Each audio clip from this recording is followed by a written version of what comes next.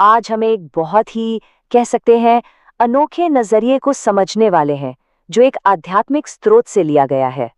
ये नजरिया भगवान विष्णु के 10 अवतारों को, मतलब दशावतार को, गर्भ में पल रहे शिशु के हर महीने के विकास से जोड़ता है। तो चलिए इस दिलचस्प सफर में और गहराई से उतरते हैं। इस सफर की शुरुआत ही एक बहुत दमदार बात से होती है, जो इस पूरी यात्रा के लिए एक गहरा और पवित्र माहौल बना देती है। ये बात गर्भावस्था को जीवन का कोई आम हिस्सा नहीं, बल्कि एक असाधारण, एक बेहद खास दौर मानती है। तो इसका मूल विचार क्या है?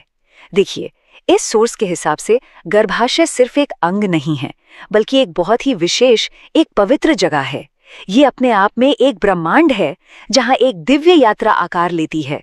और यही यात्रा हमें सीधे भगवान विष्णु के अवतारों से जोड़ती है ना दिलचस्प? तो ये है वो पूरा सफर, पूरा का पूरा रोड मैप। सोर्स का मानना है कि गर्भ धारण से लेकर जन्म तक शिशु एक एक करके विष्णु के इन 10 अवतारों के रूपों से गुजरता है। ये एक कुदरती और पवित्र क्रम है, और जैसा कि हम आगे देखेंगे, इस सोर्स का मानना है कि इस क्रम का बिना किसी रुकावट के पूरा होना बहुत बहुत जरूरी है। चलिए इसे महीने दर महीने समझते हैं। तो चलिए यात्रा शुरू करते हैं।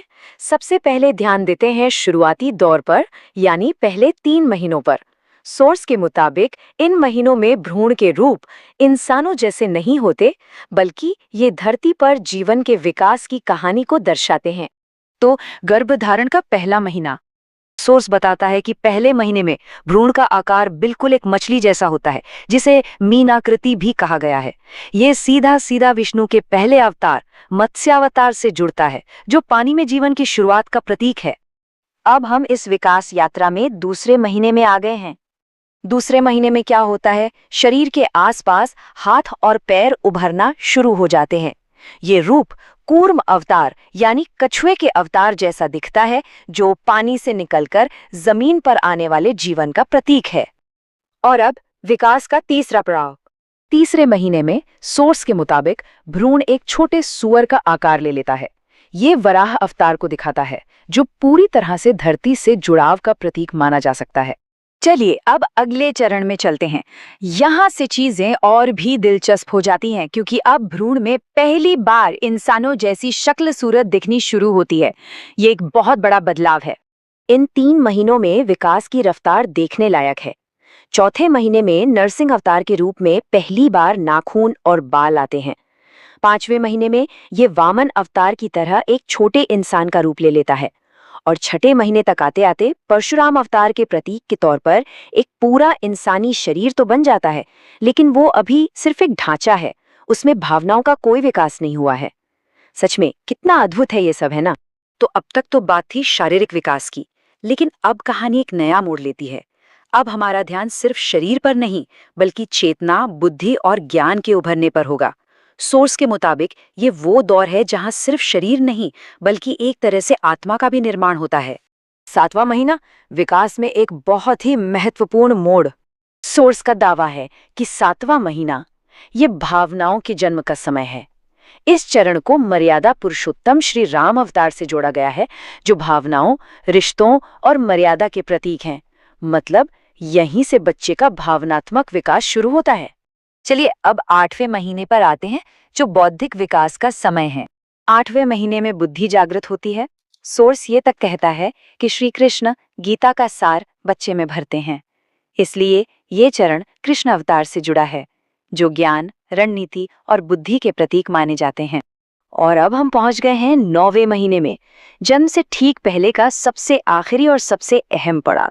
9वें महीने में ये जो अंदरूनी विकास है, ये अपने चरम पर पहुंच जाता है। भ्रूण बुद्ध अवतार का रूप धारण करता है। मतलब वो ज्ञान हासिल करता है, सही और गलत के बीच का फर्क समझता है, और डर क्या होता है और उसके नतीजे क्या हो सकते हैं ये भी समझता है। ये जन्म से पहले चेतना का सबसे ऊंचा स्तर है। तो ये जो पूरी दिव्य विकास यात्रा हमने देखी, इसे समझने के बाद एक बहुत बड़ा सवाल खड़ा होता है।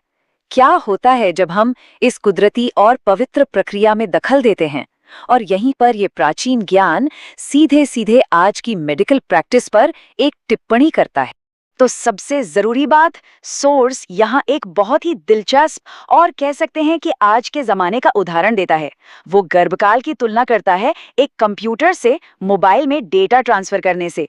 सोचिए, जैसे हम 100% ट्रांसफर पूरा होने से पहले केबल नहीं हटाते, वैसे ही सोर्स का तर्क है कि गर्भकाल को अपना पूरा समय लेने देना चाहिए। जरा सोचिए, पिछले 3 महीनों में जो भावनाएं, बुद्धि और ज्ञान ट्रांसफर हो रहा था, अगर वो प्रक्रिया बीच में ही रोक दी जाए तो?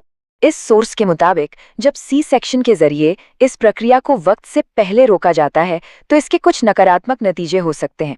इनमें शामिल हैं लंबे समय तक रहने वाले डर यानी फोबिया, जो शायद 9वें महीने में सीखे गए डर के अधूरे ज्ञान से जुड़े हों।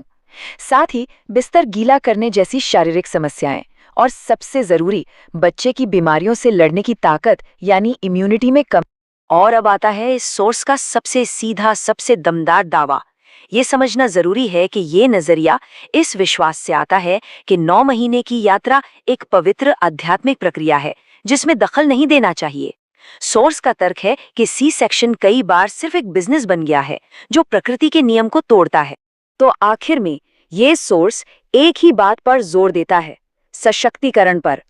इसका मानना है कि इस दिव्य प्रक्रिया के बारे में ज्ञान और समझ ही वो सबसे बड़ा हथियार है जो डर को खत्म कर सकता है। और जब डर नहीं होता तो किसी को भी नियंत्रित नहीं किया जा सकता, चाहे वो कोई सिस्टम हो या कोई इंसान। और ये पूरी चर्चा हमें एक बहुत बड़े सवाल पर लाकर खड़ा कर देती है। एक तरफ सदियों पुराना आध्यात्मिक ज्ञान है जो एक पवित्र प्रक्रिया की बात करता है, और दूसरी तरफ है हमारी आज की मॉडर्न मेडिसिन जो जीवन बचाने का काम करती है। इन दोनों के बीच संतुलन कहाँ और कैसे पाया जाए, इस पर सोचना बहुत जरूरी है।